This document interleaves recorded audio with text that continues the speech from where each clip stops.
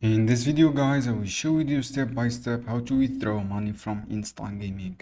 So friends, log in your account and then go to profile section.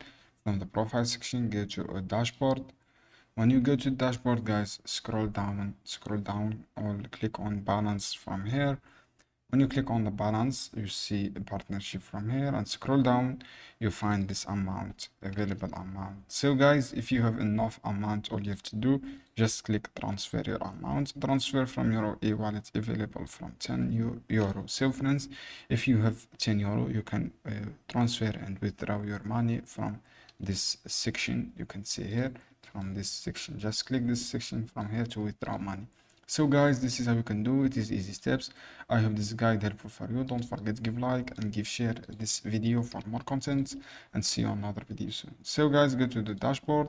From dashboard, scroll down, click on your wallet, and then you can withdraw your money from here. Thanks for watching guys this video. Any question down below in the comment, and I will answer your question as soon as possible.